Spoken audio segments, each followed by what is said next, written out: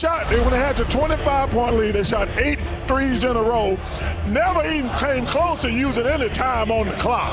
And you're like, this game ain't over yet. At home, Game 4 of the NBA Finals. Down 27 at halftime, the largest halftime deficit in Finals history. Still down 20 with 9 minutes left. And then the greatest comeback in Finals history happened right there at the goal. Shot won't go, rebound deflected in the backcourt. Fox has a chance to get it. Fox has it inside, blocked by Anunoby. And look, when you blow a 29-point lead on the biggest stage in basketball, that's the easy story to tell, but I don't think that's the only thing that happened here, because the Knicks didn't win this on a lucky hot streak, a ref bailout, or some random fourth-quarter switch. Alvarado off the bounce. Corner three, Anunoby. Bang! 4-point game. Timeout, San Antonio. Those habits get stretched to the absolute limit, and the Spurs found out the hard way what happens when they do. So while everybody's going to remember this as the craziest comeback in Finals history, the real story is a lot simpler. This was just the Knicks being who they've been all year. And San Antonio learning what it feels like when that version of New York refuses to go away. Today we're breaking down the 3 things that turned a 29-point hole into the greatest comeback the Finals have ever seen, and how those same 3 things left San Antonio completely exposed when it mattered most. On the surface, this is the greatest comeback in basketball history, and make no mistake, it is. The Knicks just wiped out a 29-point deficit in front of a stunned Madison Square Garden crowd to pull off maybe the most important win this franchise has had in decades, if not ever. A game that felt impossible. A game that probably should have been over before the fourth quarter even started. A miracle in New York. But here's the thing nobody really wants to say out loud. The way it happened was kind of predictable. As a neutral basketball fan watching, I never thought the Knicks were out of it. Because the Knicks have made a habit out of this. And you only had to go back about 3 weeks to see it. In Game 1 of the Eastern Conference Finals, New York pulled off one of the wildest playoff comebacks in franchise history, erasing a 22-point fourth-quarter deficit to beat the Cavs 115-104 in overtime at the Garden. With under 8 minutes to go, Cleveland was up 93-71 and the building was quiet. Then it all flipped. The Knicks caught fire on offense, locked the door on defense, and closed regulation and overtime on a ridiculous 44-11 run. And here's the crazy part, that one wasn't even new. Over the last 2 postseasons, the Knicks have erased deficits of 20 or more 4 separate times. When something keeps happening that often, it stops being luck and starts being who you are. Last year, it was somehow even crazier because it happened back to back. In the 2025 Eastern Conference semis against the Celtics, New York stared down a 20-point third-quarter hole in both Games 1 and 2. And both times the response was the same. Chip away in the fourth, storm back late, grab the lead in the final 5 minutes and walk out with the win. They became the first team in NBA history to erase 20-point deficits in back-to-back playoff games. And they stole a 2-0 lead on Boston doing it. And they still weren't done. A week later, down 2-0 to the Pacers in the conference finals, they trailed by 20 again late in the first half of Game 3, rallied and won 106-100, becoming the first team in NBA history to pull off 3 separate 20-point comebacks in a single postseason. And now, a year later, they've topped it all off with another playoff run, more 20-point holes, and are now 1 win away from the franchise's first title in over 50 years. Which brings me to one number, 5 and 3. That's the Knicks' record when trailing by 20 or more over the last 2 postseasons. The rest of the league combined is 4 and 71 in those same spots. The Knicks by themselves have more 20-point comeback wins than every other team in the NBA put together. So how do they keep doing it? It comes down to one idea that separates them from everybody else. When most teams fall behind by 20, the game starts to feel decided, like a slow walk toward the inevitable. The Knicks just don't see it that way. To them, it's a checklist. A bunch of small jobs done over and over, no matter the quarter or the clock. Get a stop. hit a shot, force a turnover, survive a bad possession. 3 of the starters for the Knicks. Alley-oop to Robinson. Beautiful pass from Brunson. From the not, it does. And it's why New York became the first team since the 1975 Warriors to put up double-digit comeback wins in each of its first 2 finals games of a series. Then came Game 4. And this one looked a little different from the usual comeback. Slower, methodical, almost mechanical. Most teams need a hot stretch to erase a lead like that. A flurry of threes, a wave of momentum that swings it all at once. The Knicks just don't operate that way. Brunson basically gave away the whole mindset a few weeks earlier after the Cleveland game. Keep fighting, keep chipping away. We're not going to get it back in one possession. That's the philosophy right there. The next play mentality. So instead of one dramatic swing, it's erosion. A stop here, a corner 3 there, a forced turnover, a clean trip down the floor. Piece by piece, the game changes. In Game 4, the Spurs did exactly what they'd done all series. Come out fast, build a lead, control the first quarter. Normally New York punches back in the second. Not this time. The first half was an absolute disaster for the Knicks. They got buried down 29 while the Spurs put on one of the best shooting displays in finals history and turned the Garden into a graveyard.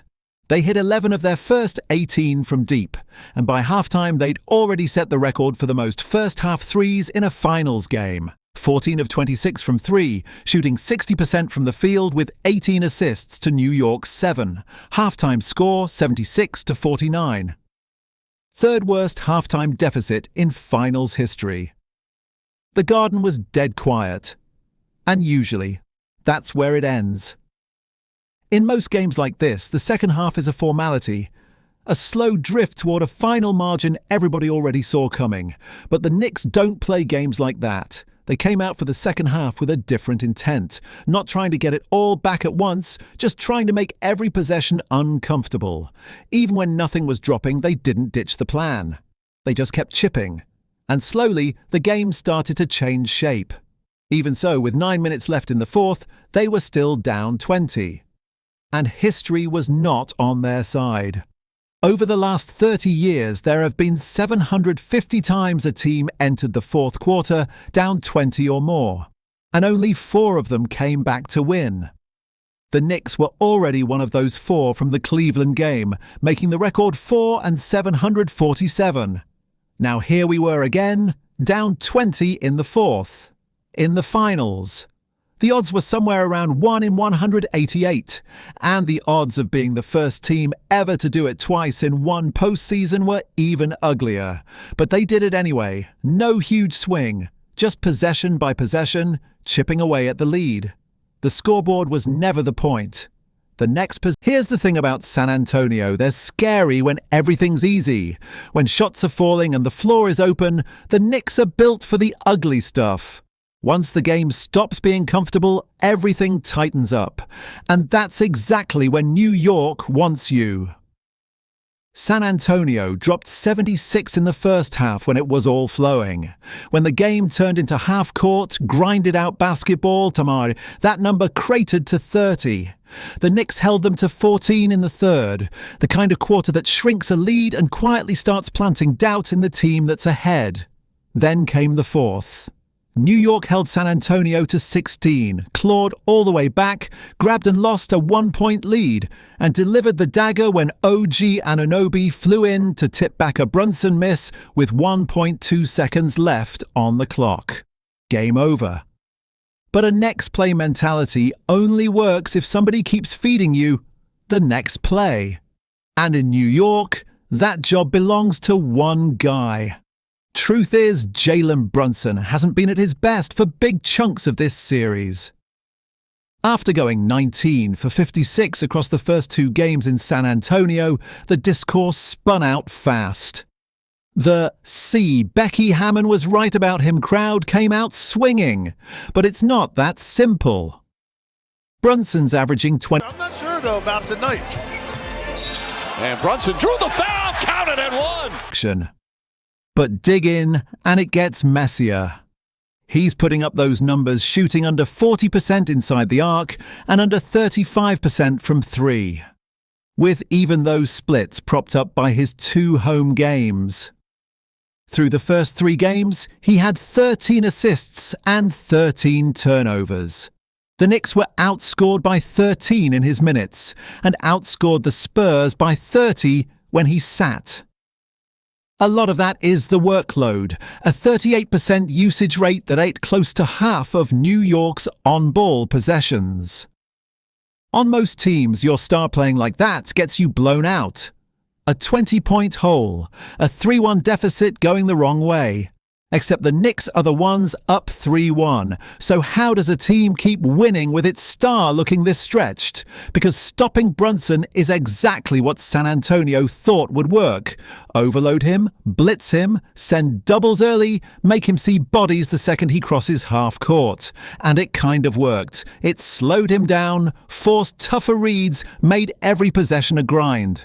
What it didn't do was stop the Knicks, because the Knicks were never just Jalen Brunson. Everything starts with him, sure, but this postseason, they've shown a scarier wrinkle. They don't need him to dominate the ball to dominate the game. Look at the 3 games they've won in this series, and you see the same pattern. Brunson's scoring gets de-emphasized, not erased, just spread around. He turns into more of a screener, a spacer, a connector, instead of carrying every possession himself.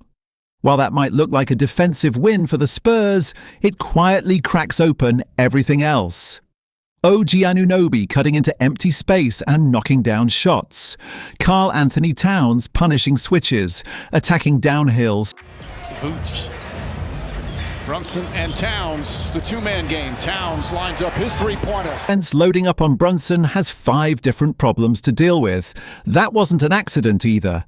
It's one of the big adjustments Mike Brown leaned into to take this offense to another level. And it's exactly why this roster was built the way it was. Bridges, Hart and Anunoby to defend and steady things, Towns to stretch the floor and punish mismatches inside, all of it designed to survive the exact coverage Brunson is getting right now. Brunson still flips back into on-ball mode when the game calls for it, especially late, where he's their best shot maker under pressure, like he proved in Game 1.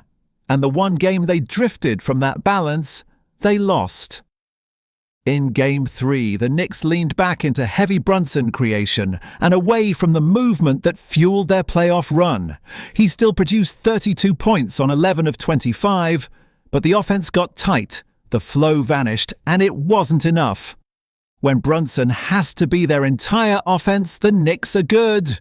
When the rest of the roster gets cooking around him, they're a nightmare. So what happens when they lean that way? You get Game 4. Brunson finished with 36 on 12 of 25, 7 assists, 3 steals, just 3 turnovers in 44 minutes. But the real shift was the second half, where he scored 17 on 6 of 11 and stopped forcing everything through himself. He moved the ball earlier, trusted the offense more, and still came up huge when it counted, hitting momentum, shot after momentum shot, to steady the whole thing. That's the second thing that burned San Antonio. They built their whole defense around stopping one Knick, and the Knicks are built so that stopping one just turns the others loose. OG Anunoby, the spine of the comeback. If Brunson is the brains of this team, OG is the spine of the comeback.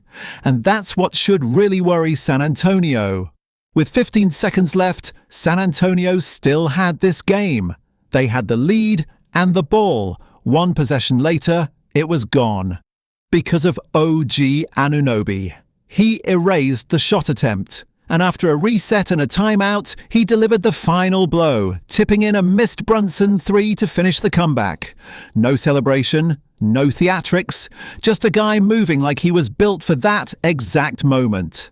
And that's been the whole story of this series. Comebacks like this need guys whose games don't wobble when the pressure hits. When everything tightens, most players shrink, or rush, or force it. OG just keeps doing OG things. Down 29 or up 1.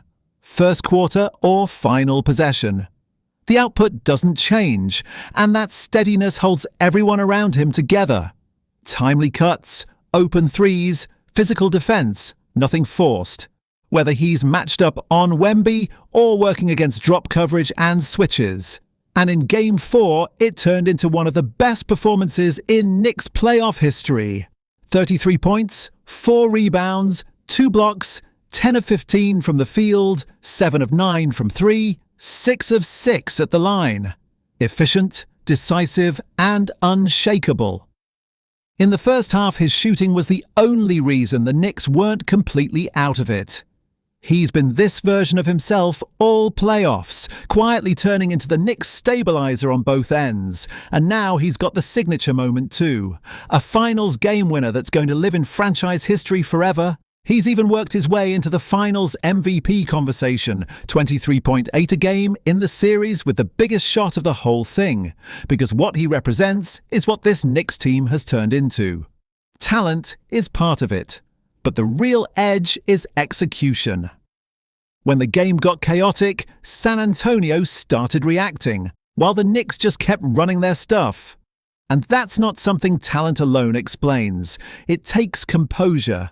A group that's already lived through chaos and figured out how to function inside of it. San Antonio isn't there yet. The Knicks are, so is this the greatest finals game ever? That's kind of the wrong question to ask.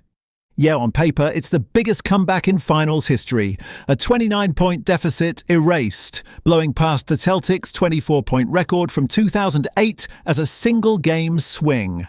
Nothing in the sport tops it. But the greatest finals game ever usually means something else.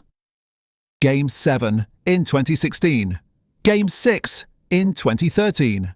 Games that decided titles. Not just tilted one result inside a series. This one didn't win a championship. It pushed a series the Knicks already led to 3-1.